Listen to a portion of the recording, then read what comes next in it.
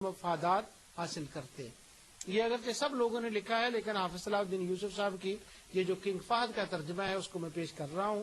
یعنی اس سے مراد کاہن ہیں کہ جو مشرکین تھے وہ ڈائریکٹلی پہلے کاہنوں کو مانتے، کاہن جنات سے خبریں لیتے اور جنات آسمان پر جا کر ملائکہ کی باتیں سنتے، تو جن کاہنوں کو بتاتے، کاہن لوگوں کو بتاتے اور جن ان کاہنوں کو استعمال کرتے، کاہن جنات کو دنیاوی مفاد کے لیے استعمال کرتے. تو گویا مشرکین کے جو معبود تھے وہ یوں ہو گئے کہ جنات ہو گئے اور شرک فی الاحکام میں ان کے سردار اور ان کے کاہن ہو گئے. کاہنوں نے ان کو اس طرف لگایا تھا اور جنات ان کے معبود تھے اور ان کے کیوں عبادت کرتے تھے اس کی وجہ میں بیان کر آیا ہوں.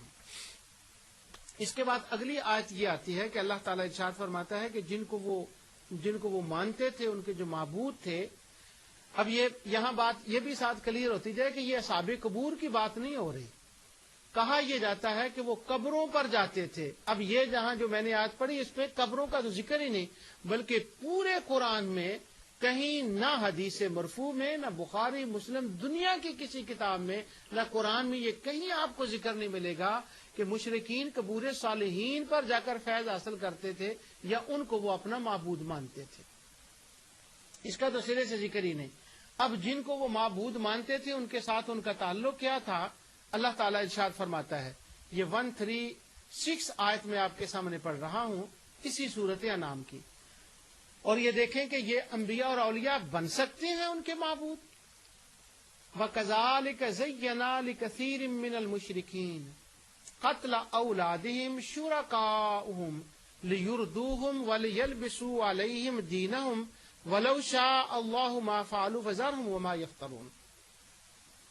ترجمہ اس کا یہ ہے، اور اسی طرح بہت سے مشرکین کے خیال میں ان کے معبودوں نے ان کی اولاد کے قتل کرنے کو مستحسن بنا رکھا.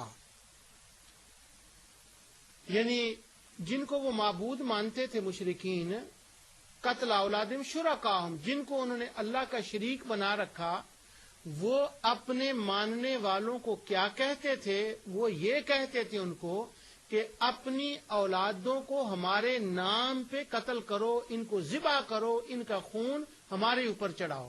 یعنی وہ جو بت ہوتے تھے وہ اپنی اولاد کو لے جاتے اور اولادوں کو جا کر قتل کرتے ان کے سامنے. اور یہ بات کس نے ان کو بتائی تھی؟ شرکاہم، جن کو وہ معبود مانتے تھے ان معبودوں نے ان کو مزین کر کے، خوبصورت کر کے یہ بات سمجھا دی کہ اپنی بیٹے اور بیٹیوں کی قربانی ہمارے حضور پیش کیا کرو. بکروں کی قربانی کی یہاں بات نہیں ہو رہی، گائے کی قربانی کی یہاں بات نہیں ہو رہی، بیٹے اور بیٹیوں کی قربانی کی بات ہو رہی ہے کہ وہ جا کر ان کی جو تھی نا ان کی قربانی دیتے. یہ جو تفسیر میں پڑھ رہا ہوں اس کے اندر یہ لکھا ہے کہ یہ اشارہ ان کے بچیوں کی زندہ درگور کر دینے یا بتوں کی بھیٹ چڑھا دینے کی طرف ہے. یعنی وہ بتوں کے نام پر اولاد کو جو ذبح کرتے تھے، ان کی قربانیاں پیش کرتے تھے، یہ اس طرف اشارہ ہے. اب تھوڑا سا آگے چلنے سے پہلے میں آپ کو یہ اشارہ کر دوں کہ یہ کہا کیا گیا کہ جن کو وہ شریک اور معبود مانتے تھے انہوں نے اپنے ماننے والوں کو یہ حکم دیا، یہ ان کو بات بتا دی کہ اپنی قربانی کیا کرو اپنی اولادوں کی ہمارے لیے. اگر ان کے معبود، ان کے آلہہ اور جن کو انہوں نے شریک بنایا تھا اگر انبیاء اور صالحین تھے، تو کیا انبیاء اور صالحین ان کو یہ بتاتے تھے کہ تم اپنی اولادوں کی قربانی کیا کرو؟ یہ انبیاء صالحین نے ان کو بتانا تھا، نعوذ باللہ من ذالک، اور انہوں نے ان کو شریک بنانا تھا. تو اس کا مطلب یہ ہوا کہ وہ جو ان کو یہ غلط راہیں بتاتے تھے وہ انبیاء صالحین نہیں تھے، وہ اور تھے جن کا پچھلی آیت میں ذکر کر چکا ہوں. آگے اللہ تعالیٰ فرماتا ہے لِيُرْدُوهُمْ وَلِيَلْبِسُوا عَلَيْهِمْ دِينَهُمْ وَلَوْ شَاءَ اللَّهُ مَا فَعَلُوا فَذَرْهُمْ وَمَا يَفْتَرُونَ، تاکہ وہ ان کو برباد کر دیں. یعنی وہ جو ان کے معبود ہیں شرکا، یہ باتیں ان کو اس لیے بتاتے ہیں تاکہ وہ ان کو برباد کر دیں اور تاکہ ان کے دین کو ان پر مشتبہ کر دیں، ان کے دین کو خراب کر دیں. یعنی اللہ تعالیٰ کے دین کے مقابلے میں ایک اور دین گھڑ کر ان کو دے دیں. اللہ کا دین کون سا ہے؟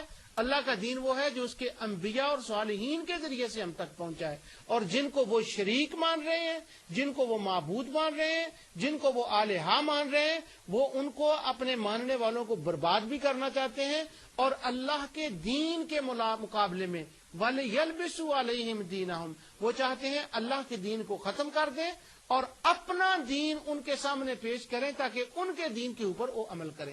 تو کیا انبیاء اور صالحین جو ہوتے ہیں وہ اللہ کے دین جو ان کے ذریعے سے آیا ہوتا ہے ان کو وہ اشتباہ میں ڈالنا چاہتے ہیں، اس کو وہ ختم کرنا چاہتے ہیں، وہ کو اپنا نیا دین انٹروڈیوس نعوذ باللہ منظور ان کے سامنے کرنا چاہتے ہیں۔ تو یہاں سے یہ بات نکلی کہ ان کے معبود اللہ کے دین کو ختم کر کے اپنے دین کو رواج دیتے تھے، ایک بات، اور ان کی اولادوں کی قربانی اپنے لیے مانگتے تھے اور وہ کرتے تھے۔ اب کوئی مشرک پورے قرآن حدیث میں یہ نہیں آتا کہ کبھی کسی نے اپنی جان اللہ کی ذات کے لیے پیش کی ہو، اپنی بیٹی کی جان اللہ کی ذات کے لیے پیش کی ہو، اپنے بیٹوں کی جان اللہ کی ذات کے لیے پیش کی ہو۔ ہاں، وہ اپنے معبودوں کے لیے، اپنے الہہ کے لیے، اپنے خداؤں کے لیے اپنی جانیں، اپنی اولاد کی جانیں وہ پیش کرتے تھے۔ سورہ یاسین میں اللہ تعالیٰ فرماتا ہے وَاتَّخَذُوا مِن دُونِ اللَّهِ آلِهَةً لَعَلَّهُمْ يَنصَرُونَ لَا يَسْتَطِيعُونَ نَصْرَهُمْ وَهُمْ لَهُمْ جُندٌ مُّحْضَرُونَ، وہ اپنی جان اپنے معبودوں کے لیے قربان کرنے کے لیے ہمیشہ آرمی کی طرح تیار رہتے تھے، اپنی جانیں بھی، اپنا مال بھی، اپنی اولاد بھی ان کے لیے قربان کرتے، اور وہ ان کے معبود کیا کرتے جن کو وہ شریک بناتے، وہ اللہ اور اس کے رسول کے دین کو ختم کر کے اپنا دین ان کے اوپر کرتے، ان کی اولادوں کی قربانی لیتے۔ تو بھلا کیا یہ کام انبیاء علیہ الصلوۃ والسلام یا صالحین کی طرف سے ممکن ہو سکتا ہے؟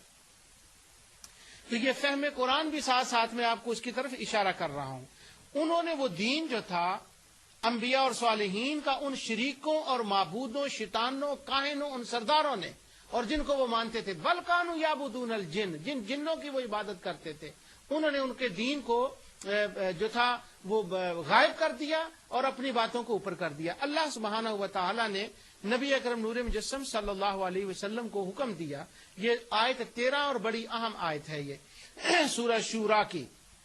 اللہ تعالیٰ فرماتا ہے شرع لکم من الدین ما وصى به نوحا والذی اوحینا الیک وما وصینا به ابراہیم وموسیٰ وعیسیٰ ونقیموا الدین ولا تتفرقوا فیہ کبر علی المشرکین۔ اللہ نے تمہارے لیے وہی دین مقرر کر دیا جس کے قائم کرنے کا اس نے نوح علیہ السلام کو حکم دیا تھا، اور جو بذریعہ وہی ہم نے تیری طرح بھیج دی ہے، اور جس کی تاکید ہم نے ابراہیم اور موسیٰ اور عیسیٰ علیہ السلام کو دیا تھا کہ اس دین کو قائم رکھنا اور اس میں پھوٹ نہ ڈالنا۔ جس چیز کی طرف آپ انہیں بلا رہے ہیں وہ تو ان مشرکین پر گراں گزرتی ہے، اللہ جسے چاہتا ہے اپنا برگزیدہ بندہ بنا لیتا ہے۔ اب دو دینوں کی بات ہوگی، وہ قرآن میں آتا ہے لکم دینکم ولی دین، اب اس کی بات ہو رہی ہے کہ ایک دین وہ تھا جو جنات نے، کاہنوں نے، سرداروں نے پیش کیا تھا، اور مشرک اس دین کو مانتے تھے اور پیش کرنے والوں کو اللہ کا شریک اور معبود مانتے تھے۔ اللہ فرماتا ہے وہ دین ہی نہیں ہے، دین تو یہ ہے کہ جو اللہ تعالیٰ نے حضرت نوح علیہ السلام سے شروع کر کے موسیٰ، عیسیٰ، ہارون سب کو دیا، اور تیری طرف بھی وہی دین آیا۔ اب اس کے بعد سورت 21، اسی سورت کی آیت جو ہے وہ بڑی قابل توجہ ہے۔ اس کی سورت 21 کی جو آیت ہے، اللہ تعالیٰ فرماتا ہے ام لہم شرکاء شرعوا لہم من الدین ما لم یأذن بہ اللہ، کیا ان لوگوں نے ایسے اللہ کے شریک مقرر کر رکھے ہیں کہ جنہوں نے ایسے احکام دین مقرر کر دیے ہیں جو اللہ کے فرمائے ہوئے نہیں ہیں؟ اگر فیصلے کا دن وعدہ نہ ہوتا تو ابھی ہی ان کا فیصلہ فرما دیا جاتا، یعنی ان کو تباہ و برباد کر دیا جاتا، ان کے لیے دردناک عذاب ہے۔ سبحان اللہ۔ دوسری آیتوں کی طرح یہ بھی آیت وہ جو سورہ انعام کی میں پڑھ آیا ہوں، انہوں نے دین مقرر کیا دین کے مقابلے میں، انبیاء کے دین کے مقابلے میں، تو اللہ فرماتا ہے ام لہم شرکاء شرعوا لہم من الدین ما لم یأذن بہ اللہ، انہوں نے دین کے ایسے محکام مقرر کر دیے جو اللہ تعالیٰ نے مقرر نہیں فرمائے تھے۔ اب یہاں پھر ذرا ٹھہر کے غور کر کے سوچیں کہ اگر مشرکین مانتے تھے اہل قبور کو، اگر مشرکین مانتے تھے اہل انبیاء اور صالحین کو، تو کیا انہوں نے یہ دین مقرر کر دیا تھا کہ جس کا اللہ نے انہوں نے حکم ہی نہیں دیا؟ انبیاء اور صالحین تو وہ دین پیش کرتے ہیں جس کا اللہ تعالیٰ حکم دیتا ہے، اور جو اس کے علاوہ دین ہوتا ہے، جو ان شرکا جن کو انہوں نے شریک بنایا تھا، شیطانوں جو دین پیش کرتے ہیں، وہ سورۃ آل عمران آیت 83 میں اللہ تعالیٰ فرماتا ہے وَمَن يَبْتَغِ غَيْرَ الْإِسْلَامِ دِينًا فَلَن يُقْبَلَ مِنْهُ وَهُوَ فِي الْآخِرَةِ مِنَ الْخَاسِرِينَ۔ ایک ہے اللہ کا دین، جو اس پر چلے وہ تو